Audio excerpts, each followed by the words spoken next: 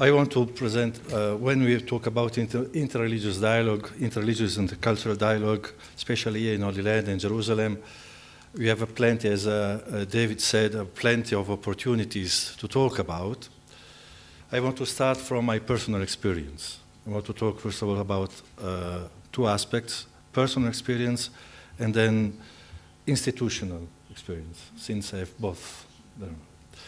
First of all, personal experience is connected with this university where I studied for several years, many years ago in the 90s.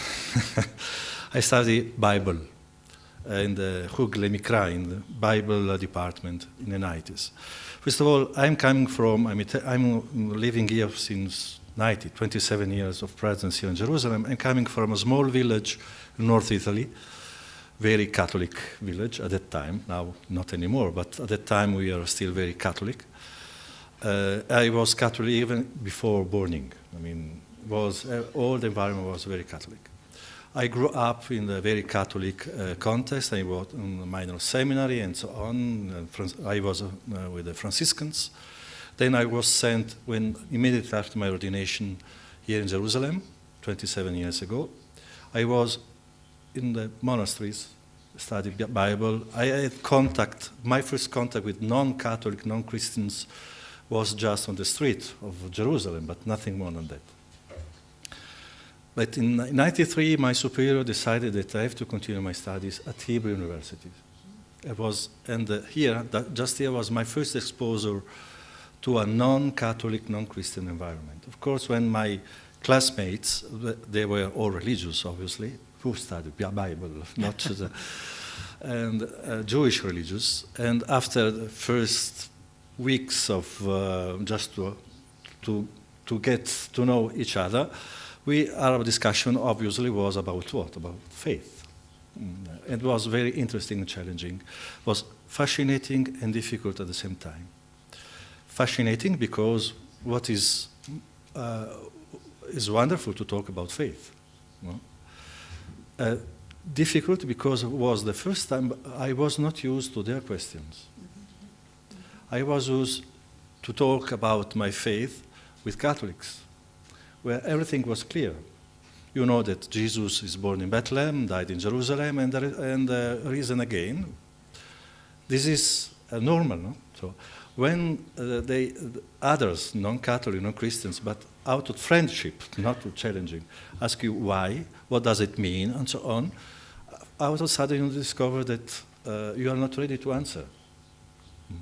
So just to say very shortly, because otherwise, that the interreligious dialogue, when it's done properly, out of friendship, is not just something cool or politically correct. Becomes necessary because it provokes you to understand better who you are. The meeting with the others is not just something that you have to do. The meeting with the other who is diverse from you helps you to understand better also yourself. Mm-hmm. This is, you mentioned David, Pope John Paul II. What he did, now I come to the second aspect of my presentation about the institutional level. What he did as Pope is consequence of his personal experience. If during the war, he didn't make the experience of the persecution of Jews, the Shoah, and understood what happened there, he couldn't do what he did as Pope. Because you have to bring, and now this is a second part of my presentation, in the institution you represent your personal vision.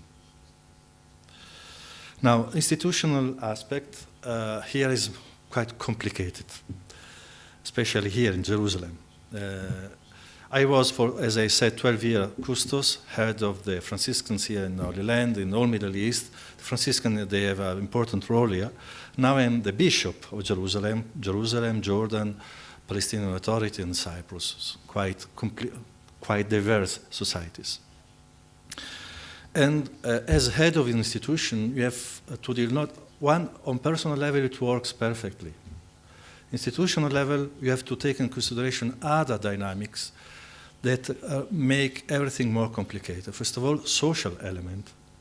When we are head of an institution like the church, or you cannot avoid the social impact of the institution.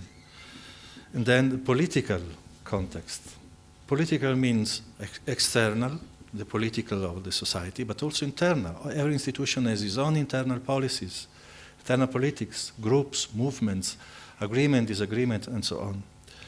And usually the institutions, especially when they are religious institutions, especially in Jerusalem, are very conservative. Why to change?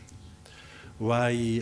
Because to change means to put at risk your position in front and in face of others, in relations to others, and so on.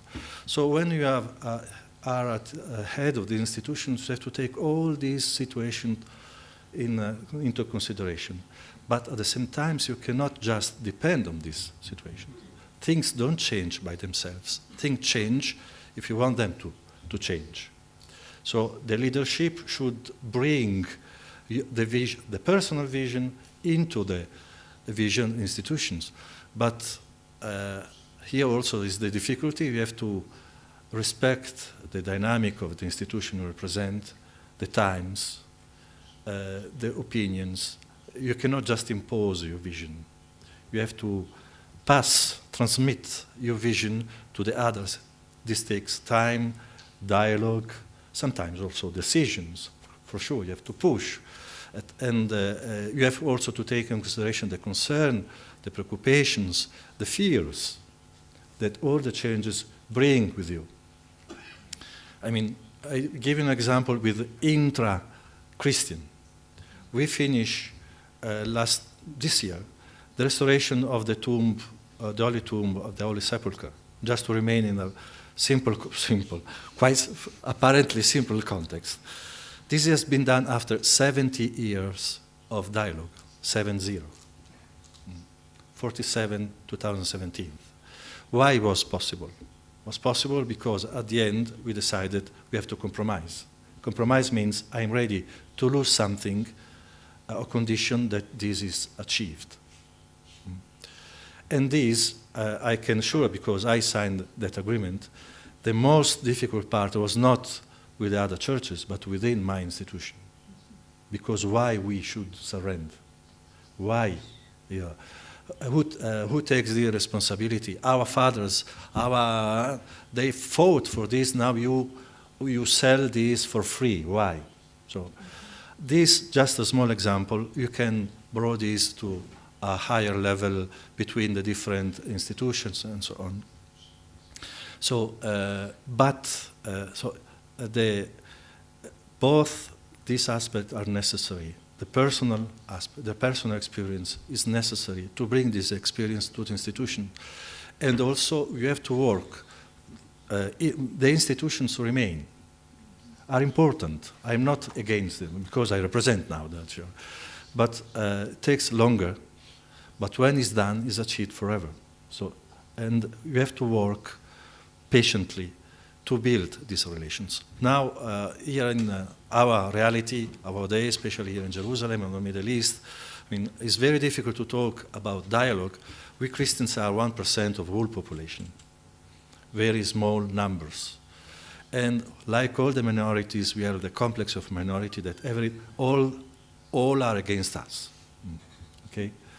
And there are problems. You must be Jewish. You must be Jewish.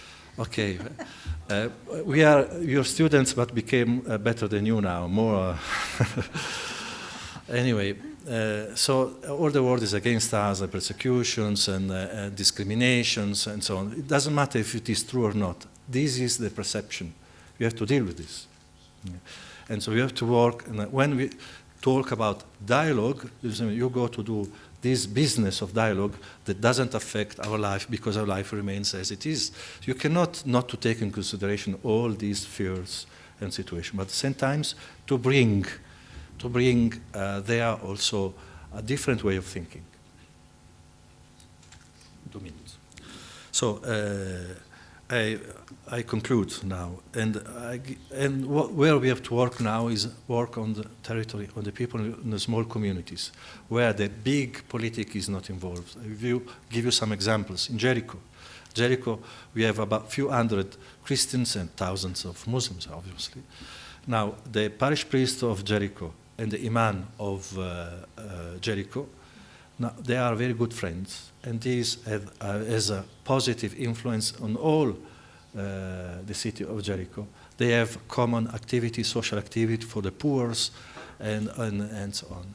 And schools, twin agreements between different schools and so on. This is what we can do right now to help first of all, the formation of our people, and in the educational and all the small communities, to bring this opportunity sometimes to push also the parish priest, to push the clergy to think differently, not just to surrender to the situations, but to enter into this situation with a positive attitude.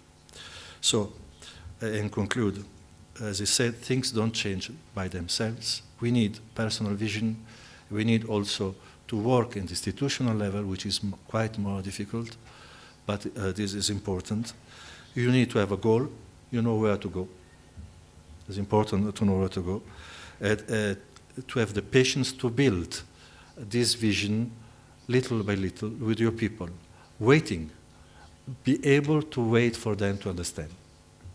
But not to surrender, insisting with your people and loving them, because if they feel they are loved, they will accept. We are not just the boss, we have to be a father of the group that we are working with. So, takes more time, but what you do remains. This is my experience. Thank you.